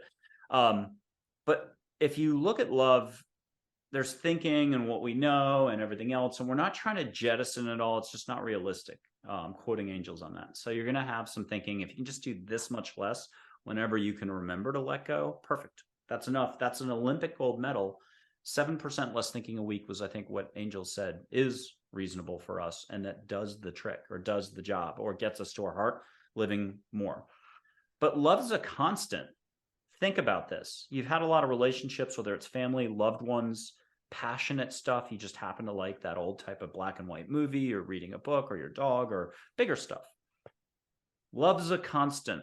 And if you take that in and you start to realize, and this is a real realization, it's a constant. It's always there. It's interdimensional. It's in you. It's around you. It's in everyone else, even the jerk or the bad person, because we caught them on, 300 days of the year, they're a jerk. But once in a blue moon, they, like a broken clock, twice it's correct during the day. Love's everywhere. And I think I'm quoting Mary, who said once, love is in everything. Open your eyes to see love. And it's just one of those things where it's everywhere. It's a constant. And the more you just give yourself a break, this isn't like calisthenics or certain yoga moves, or you got to recite this exact mantra at 2:00 on Tuesdays. It's just about letting go, and everything else sorts itself out. And very quickly you start trusting what you're all about, what you've always been about. When you were a kid, teenager last week when you thought you had it. You were that athlete on the field, and that performance at your peak, you were in high school, and it was that one team, you were the best. But the best came from your heart and love, and you being one with the soccer ball, one with the football, one with the gymnastics thing, the horse or the rings. And that's what it was all about. And that's the realization you need to come to, is you never lost a beat. You never skipped a beat. It's all here. What will you allow for? And go small. Just take a breath, laugh, shrug this off, go watch your favorite movie, put your feet up, relax. I'm not going to light this photo on fire, so I'll get rid of the lighter. But I did grab the lighter. Okay, here's joy, the emotion joy. If you want to put your, we'll do like 5 exercises at once. Put your hand out a little bit, feel a little bit of sparkle, high vibe. Maybe you get the sparkle in your toes. Audience members, follow along. Do whatever you need to let go, how you let go, or to take that step of letting go. I only have one rule I suggest to people, which is the equivalent of a Boy Scout, Girl Scout pledge. You can put your hand on your heart. Just be like silently, don't get caught at the supermarket saying this. Angels, get me out of my head, into my heart. Amen, rock and roll, thank you. Om Sai Ram if you're from India. Anyway, you are going to be that inner fearless, peaceful warrior to own this moment. Ask joy to feel through 2 screens, wherever you are in the world, Germany, Australia, Mexico, Florida. Put your hand out, feel a little vibe. Million ways to feel it. Ask her to give you a whoosh down your back. Secondary, you're juggling 2 balls at once. If you want flowers in your room, smell flowers, beach. And then ask her the simplest question in the world. Joy, what do I need to know in life right now? Silently, from the heart to her, let her do her job. And for Americans, get out of your head, into your heart, and like a catcher's mitt, just receive the ball. Hear her talk. She's got a high, peppy voice, 28 years old. And if you want, Susanne, ask Joy something you can say out loud for all of us, just a little teeny inspiration, a reminder, what we've talked about this whole show. And if you'll nod and let me know when you're ready to go. I'm ready. Okay. Focus on love. Yeah. I love that. Why don't we put you in the ringer here? Any of us can ask, you don't need a photo. Just be like, hey, Joy, are you here? And you should hear a heck yeah, duh, something that makes you laugh. Ask for another hug, get a hug. But if Susanne wants to, I'm going to pull up Charlotte's photo next. Ask Joy for one more quick tip for all of us. And just let me know if you got that. And so there's no pressure on air.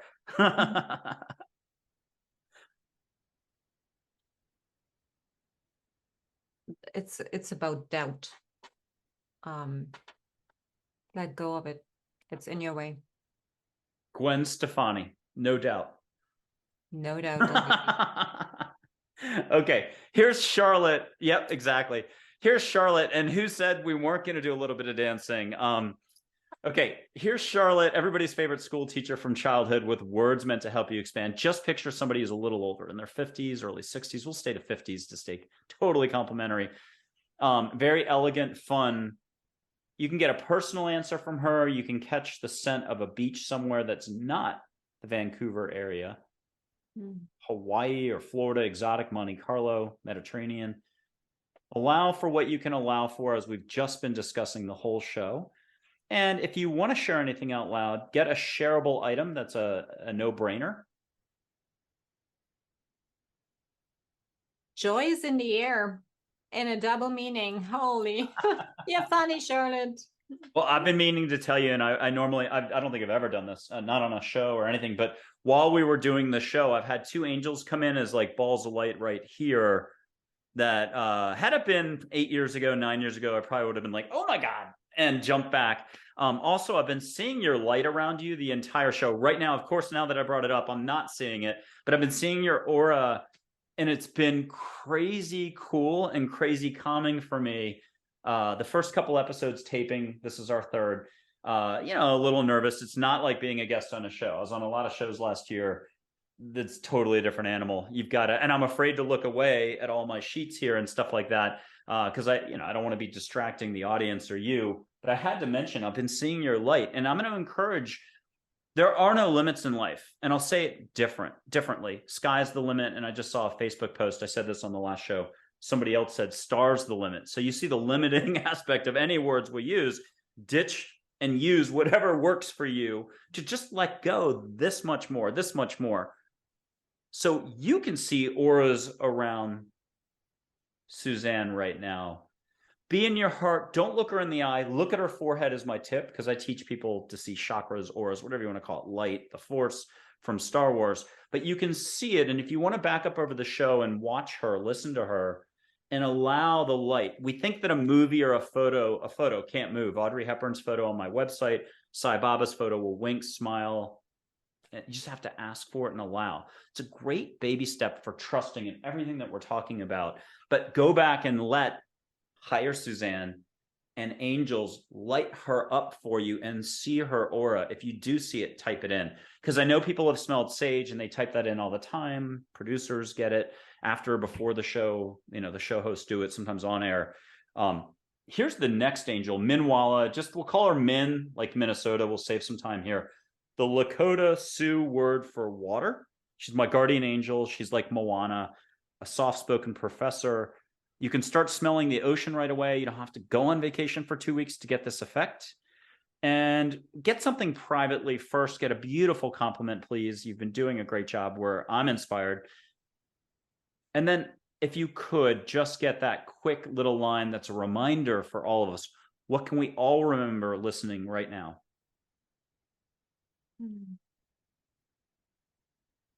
Just keep letting go. That's what I heard. I like that. Letting go. I think it's somewhere, it's a little listening to Angel's book, but I mean, I forget everything all the time. It's helpful actually in a lot of ways, but letting go, it doesn't matter so much. I think I'm quoting from the book. It doesn't matter so much what you're letting go of. Keep letting go. And that was some of the best advice ever. It feels like an angel named Dale, who was a coach to a famous gymnast. That's one of his big lines. Just let go. I'll do 3 Native American chiefs. Then you can pick a figure, anybody if you want, Audrey Hepburn or anybody. And we'll wrap that part up and we'll talk some more. Here's Dull Knife, Native American chief. He's unconditional love spirit guide. They're great, like an invisible corporate board of directors, but nothing so serious. They can see the landscape and where someone's at. There's no judging, no privacy. You have plenty of privacy if you're worried about certain aspects of your life, but you're just going to get helped in the right way with beautiful language and as much detail as you'll allow. So here he is. He's wisdom with some humor, and his face says it all, and he's so sweet. Go ahead and just get 1 or 2 items personally, Susanne, for you. This is Susanne Puerschel, show host of Point to Rise, the podcast. Check her out on YouTube. If you want, catch a Native American or sacred, scent, like pine, sweetgrass, juniper, desert pinon, sage, tobacco. Catch something in the air. And then if you could get Dull Knife, his original name was Morningstar. If you could get just a little advice, he comes through even stronger and faster than angels. They're so down to earth, ready to go in an instant's notice. If you could get a little advice for us again, something to remember, and just speak out loud, because I can't see you, Susanne. Let me know when you're ready to go. Oh, what? So first of all, I want to say that I remember I was in LA last April and we did the podcast recording and we talked to, and I actually saw him smiling at me from another car.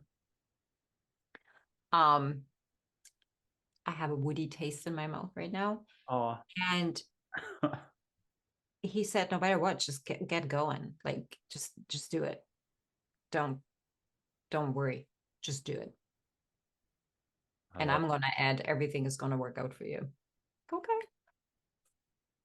Action with no thought, unless it's a good thought. There are good thoughts. So when we're here, the irony is there's plenty of thinking, but you can drop it into your heart. But that's when you're actually just in your heart and you're one with if you're painting, it only takes you half an hour and normally takes you 3 when you're struggling. You're reading a book and you're lost for 5 hours in an Agatha Christie novel. But think of it this way, that book never changed. You come back from work, somebody yelled at you, you're stressed. You can only read 1 line and you're like, I don't have time for this book right now. And that's our dog. When we come home, we're on an iPhone and we forget to say, I love you to Marley or to the kids or to the husband or the wife or whoever. How do we stay open and then open the openness to do a little more love? That's up to everyone listening. It's your life, live it, get started living is really the message of this episode today. Now, right to that point, we have the best expert in the world. It's a Native American chief, red shirt. I believe it was a Lakota Sioux chief at the time. He is so gentle. Red shirt is his name. When you see his face, you're going to melt. I have the least manly description. He's the gentlest mom in the world. If you think of that family, and you always, if you have to do the picturesque family where you're like, oh my God, that person's so loving, it's this guy. And he has the best words. Anybody going through a divorce, health crisis, job layoff, anything else, they gravitate to him. But here's red shirt. Get a little advice. And Susanne, if you get a beautiful, beautiful feeling around you and a hug, an amazing presence of gentleness, just reminding you that you've done great on everything, especially today. Thank you for all the insights. And then if you want to catch more of a wildflower, Sedona wildflowers, Vancouver, we talked about spring is just around the corner. I know it seems impossible for most people listening, unless you're in Australia. Then you're like, what are you talking about? Summer's ending here. Get a little advice, say when you're ready. You might just catch a beach smell. It might be flowers. It might be more of the Native American cedar, sweetgrass, Douglas fir, juniper, desert pinon, tobacco. So you saying reach out. I don't know who or how or what, but everything. Life. out. Yeah, perhaps. Yeah. I love it. That could be also interpreted as ask more or take the first step. I like that. Okay, now this guy we'll do twice. We'll do young and then we'll do old. I have my phone around here somewhere. Geronimo. He needs no description. He's a lightning bolt, action, dry wit, humor. The first two are formal, proper, yes, no. Geronimo is more like yeah, nah, duh. You already know the answer. Very sharp. Comes straight in. How about advice for all of us on just being action? Take action. Oh, yeah. Don't let them tell you what to do. And can you just take a moment? I'm going to look up the older photo of Geronimo where his eyes are piercing and he's incredible. But can you just tell us a little bit about action or Geronimo or how direct he is? There's no beating around the bush with him. He tells it like it is.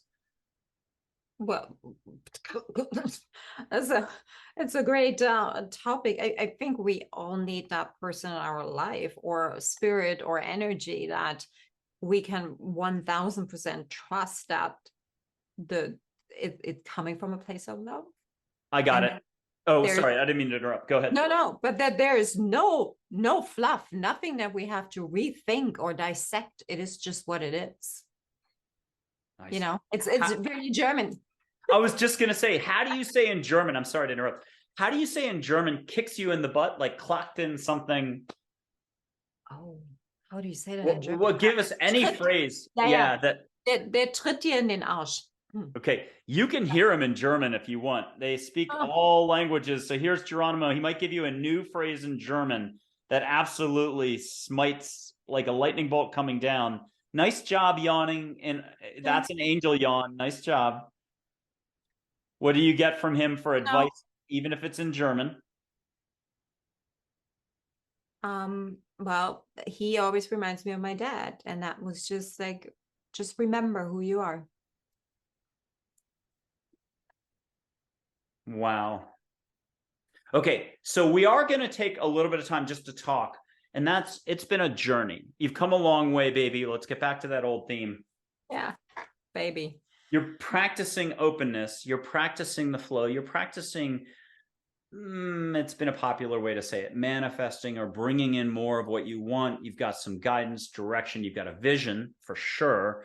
Talk to us about all these ingredients, but the kitchen, the recipe, the dancing while you cook, that's whistling while you work. If we do the Snow White and the Dwarves, talk to us about how it's the little things. This we've never done on a show so far, but the charm of life is all the little things. Now, if you think I said that, it's actually on the clip from Lucky Partners. I dedicated a web page on my website to a 1940 film, black and white, with Ron Coleman, who was the #2 Hollywood actor, Ginger Rogers, who was #1 at the time. It had Louis Milestone, the #1 film director, and it goes on. It's a hidden guardian angel movie, and he talks about the little charms in life being what makes all of this Earth School stuff so special. So let's bring everybody back to how they really, even if they get fired up from today, they don't have to do much. It's right in front of them all the time. They just have to allow, appreciate, see what's right in front of them, see what already exists. Give us the pep talk on this and how you're doing it. Like tonight's dinner.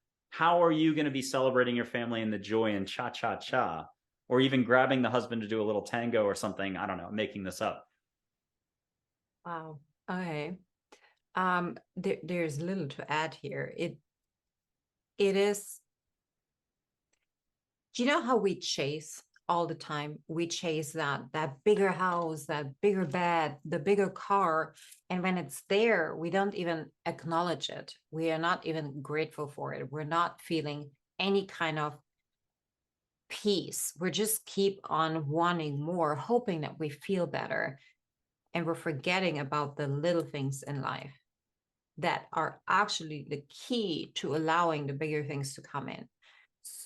What I'm saying here is that I learned that because I was that chaser. I was that, okay, I'll be happy when I'm living there. I'll be happy when I move to LA. I'll be happy when, forgetting that I can find happiness in any given moment, and it's on me. It's my responsibility. It's not another place's responsibility or another person's responsibility. It's me. Like every piece of joy, love, abundance, hope, intuition you are looking for, it's all in you. You don't need to go anywhere else. You got it, baby. Well spoken. Can you reassure every 10th to every 5th listener right now and viewer? How do you tell the audience just that it's okay, be exactly who you are right now, but give us that same vein, but take it one extra step. Look us in the eye and tell us, for those who need this right now, that assurance that it's there already.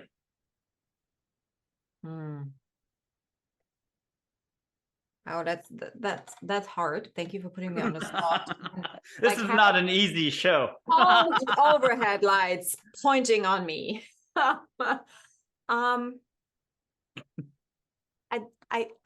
think healing and I think living is more about letting go of expectations that have been given to you by society, by your parents, by your coworkers, by your boss, than anything else. I think happiness and peace, it is more about letting go than acquiring more skills. So instead of, sitting and watching Netflix and drinking your 3 bottles of beer, go for a walk and think about how you want to be and who you want to be versus blaming somebody else not having it. Because everything you want, it is always given to you. You just need to allow it. It is really easy said, and it is a very easy concept. And I don't know about you, and I'm talking to the listeners, but for me, when I'm not in a good point, I have all of these little voices coming, giving me a million reasons why I shouldn't. And I think the art of allowing is in quieting those and letting your voice, what you want, who you want to be on top of all of that and drowning them out. Well, it's a good thing I didn't tell you what one of my running coaches, an Angel, would once in a while say, like, put your feet up and grab a beer. Now, he didn't say 3 beers and Netflix, but no. It's not about any set of words, by the way. It's take the opposite of what I say on anything. Right. It's beyond words. It's the vibration, which is pure love, which is what you just gave us all.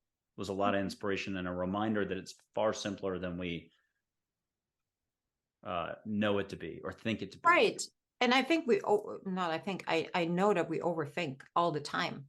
And we live either in the future or in the past and take that as oh, hey, I can't do that because, and what if somebody's going to laugh about, and we make up all of these stories why we can't and why it's not possible. But these stories and these limitations are exactly the reason why you can't and why you're not doing it. So if you let that go, if you just drown all of that out, if you don't even allow it in and just go with those 5 seconds where you thought of, don't know, the business or the trip or whatever comes to you, you're on the right path. There's nothing you can do wrong. And what about being wrong anyway? You know, there's nothing wrong with that either. There's nothing wrong with being wrong. And this is about opening openness. And Yeah. that is the invitation to the universe to get involved, Yeah. where all you have to do is pay attention this much more. And by that, we mean not paying attention. Stop with the up here. Anything from the neck up, 90% of the time, we're wasting energy. And I'll do that quote. I think I've done this one before. It's on my website somewhere. Joe Shu, I don't remember the old Zen master from maybe 500 AD, 800 AD. I'm the worst on this stuff. But the student in the whole Zen Buddhist thing comes running up to the master all the time, or the teacher, and tries to outdo them, to show that they're in their heart, that they've arrived, that they've learned something, that they're now peaceful, and that they're cultivating their peace. And so they'll say stuff like, what is the white ox standing in the field? And then the next part's hilarious. The master hits him on the head with the cane. Can't do that these days. Hits him on the head with the cane and says, you dumb ox. Because the student forced it. It was all about words. There was no love. There was no feeling. So there's one, what if I try to be Buddha? And the answer from the teacher is, what a tremendous waste of energy. And then the student says, well, what if I stop wasting energy? And the teacher says, then you are Buddha. So this isn't about words. I'm here to remind folks that they're fully capable of being an Olympian when it comes to their own energy, their own living, their own allowing, their own experiences. And we're talking just little tastes of opening openness. Light a candle at home safely. Sit, breathe, pet your dog. There's a million ways to slow down, even flipping a light switch. You do it like a pro. And that's the level of difficulty here. You do not analyze the light switch in the living room from 2 weeks ago.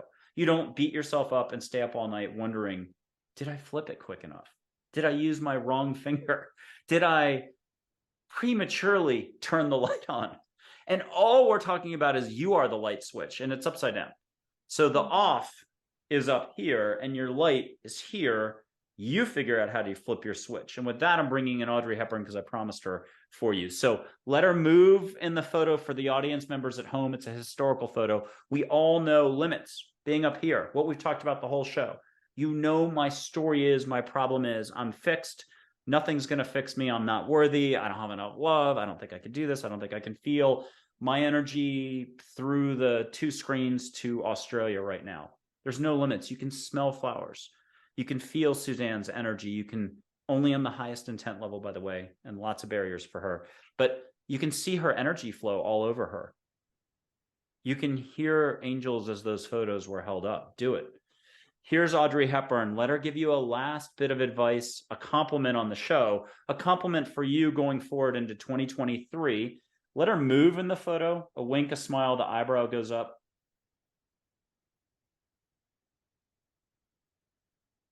And she's kind of half grace, half sparkle in the moment, how to be in the moment. So what a great reminder for us all. Maybe she's got some advice on exactly that, being in the moment. She's also very funny. What'd she say? Go to Tiffany's. I think that's good advice. I think that's solid that's great advice. Especially if we're not paying. I have one. Oh, that's awesome. Well, is there anything else? Tell us if you, and you do, you write your own ticket here, but in 5 years, would you be surprised if we're reading a book from you on some sort of thing about, you know, the upbeat advice, how we can do it? No, I wouldn't be surprised. I've been told for 10 years now that I should write a book. So that's allowing it and getting out of the way, something I'm working on because I'm so attached to what it's gonna about and what the people think and all the stories. So what would it be about? I think it would be about my journey growing up in an Eastern Bloc country and not making it out, but like deciding to, and what was this like, and what did it shape me to be. And I had this conversation with my co-founder. We were both the youngest of the brood, so to say. And I see it in my kids. The youngest is the most enlightened one, the most. I was the black sheep. Like I was different than everybody in our family, always have been. And so was he. And I see my youngest be different than any of us. That we have this gift, I would say, or the awareness of just believing more in possibility than into problems. And I am extremely grateful for that. I love it. I'm looking to make sure I don't have any last note somewhere. Yeah.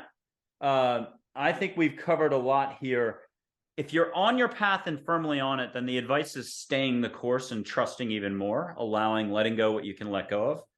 If it's you're just trying to find the starter step, getting up in the morning, how do you get out of bed and stay positive given what you know? How do you trust less what you think's written in concrete? We'll call it concrete thinking. How do you let the universe even begin to help you? And so with that, I'm going to let Susanne give us a last final bit of advice on just for those who are like listening and they're hearing it, it's resonating. They're like, oh, beautiful story, beautiful motivation, beautiful advice. How can I apply it to me? Can you boil it all down to, again, simple, simple, simple, but they can take strength, courage. What's the word? I'm missing a word here. They can take courage in knowing that it's 100% available to them. You don't have to be an international ballerina going through the hardest program in the world and then, Berlin State Opera House. You don't have to be an Olympic gold medal winner or a best-selling author. That's not the success. The success is in the moment and how you handle your energy flow. Give us the cherry on the sundae here. I would say versus, oh gosh, like I'm catching myself. Like, oh my gosh, I hope it's going to be good enough. So I'm just working through that currently. What I found is that when I wake up and like, oh, I gotta do this, I'm gonna do this, I'm gonna do this, and I pull up my phone and all these things that I have to take care of. I actually now, okay, we're gonna restart because there is no way I'm going to get through the day without feeling completely exhausted and like feeling I'm in a rat race and going to show up as my best self. So the restart is, what do I want today? Who do I want to be today? What am I expecting from the day? That is my reset. That works perfectly. When we take everybody else out of the occasion and their responsibility for our happiness, then we're in a really good spot. And now is always the occasion. Chogyam trunk pasta that I didn't. And then what do I want to be right now or today? And what a great way to bring in creative flow and allowing and for your higher self to get involved, or the bigger you, if you want to keep it simple, the part of you that never went away, that was the soccer goal kicker, the artistic you, the productive you, the one who actually got the yeses all the time, that made everything look easy. It's not about the hard work. It's about the allowing, the flow, the love, the force from Star Wars. Yeah. But, and maybe we can round this up now, that for me personally, I was told every single day that if I want to be somebody, it needs to be hard. I need to suffer. It needs to be grinding. It needs to be painful. Okay. So I believe that wholeheartedly. And that's how everything panned out in my life. It was hard. It was grueling. It was painful. It was exhausting. Until I understood or heard that, well, wait a second, it actually doesn't have to be hard. It can be easy. I mean, my first reaction when I heard that was like, no, absolutely not. I have an issue with that. Yeah, I do not concur. But you know what? It's the truth. It can be easy if we just allow it. I'm not saying that or saying that hard work will not will not produce. It only will produce to a certain level, and it will hurt people in the journey, including oneself. including oneself. Yeah. And I think that's really what I'm rubbing against right now, even in the startup world. I mean, I'm a female tech founder that talks about, okay, allowing and creating and working 4 hours a day in a world where 80 hours a week is like the threshold to pass to be a investable founder. And I'm like, no, I am not going to give you 80 hours a week. Absolutely not, because I know I'm going to create an organization that exactly expects that 80 hours a week from everybody involved. And how are we going to recover from that? How are we going to pivot from that? How are we going to sustain that? It's impossible. So if I buy into that, I'm not going to really make a difference. I'm just talking about a difference. I'm a hypocrite. Yeah, it'd be a little ironic for you to then work so hard and then turn around and try to switch models for folks. Yeah. Okay, last little update. Do you have a last story, a last memory? It could be an angel that you saw. It could be a moment, just something inspiring to leave us with. That's a real winner for closing out the show. Okay. I remember, I think it was 2013, 2014. My husband was just about to go off for 3 weeks or 4 weeks, and I was left alone. Here, listen to my language.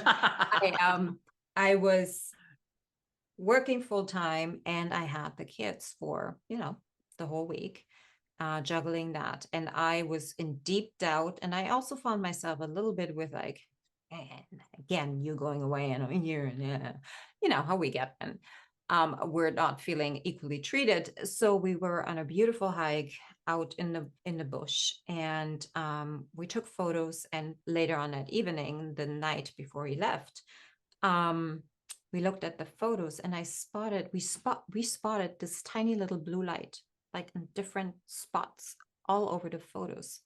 And the first thing one of our children said, "Oh, that's a wisp." Now I know it probably was Charlotte, but it was a blue, beautiful light that was in every picture, just guiding us through the woods and like almost jumping around, and that gave me so much peace and relieved me from that position, woe me, victim mentality, to, hey, we're in this together and we're gonna get through this.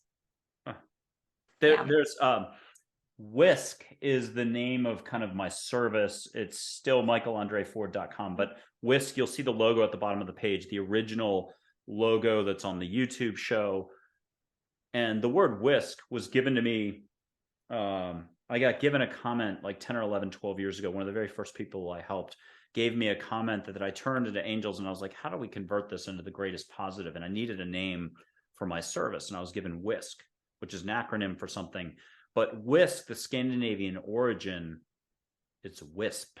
So I've never heard anybody actually say wisp, but it has so many meanings. Like a shaman uses a little whisk of feathers to bring in, the good and send away the bad. You sweep and get rid of the dirt, which is dust in the Buddhist language. So those handheld one little whisks. Some people have big whisks. I'm going to bring you one more figure, Isabel, an angel.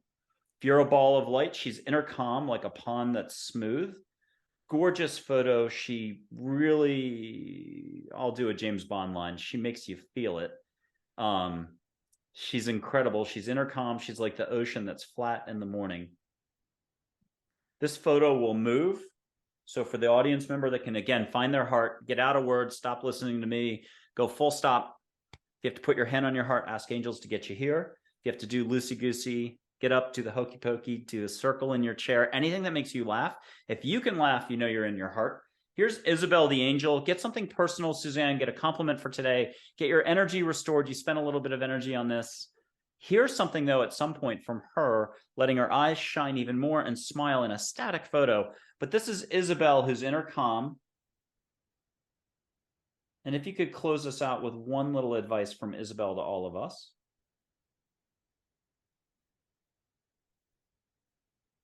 Wow.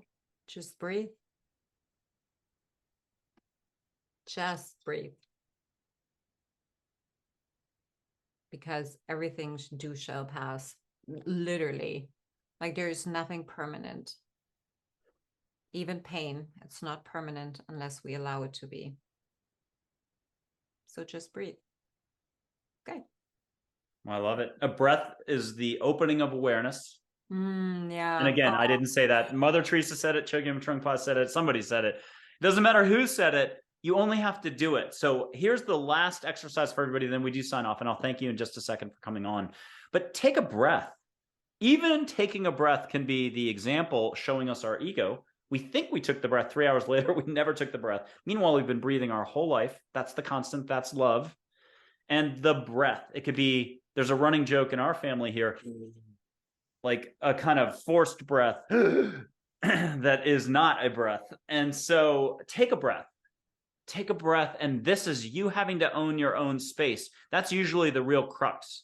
We don't want to let go. There's a fear of letting go. There's a fear of being. There's a fear of exactly what Susanne has told us all. I'm doing talk show host stuff now. There's that fear that she's put her finger on that still pops its head up. Welcome to being human and having some thoughts. And the thoughts are not always love. We'll call it non-love or unlove. I'm shocked to see unlove happening in this casino. There's gambling going on, to quote Casablanca. What are you going to do about it? Put your focus on love. Let angels deliver your numbers at the tables. All you have to do is walk up, collect your winnings. You already won at the roulette table.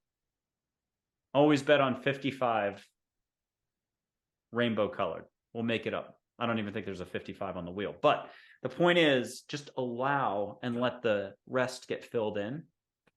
All of it. Susanne Puerschel, you're amazing. Podcast her show all over the place, but check it out on YouTube if you want to get the visual as well.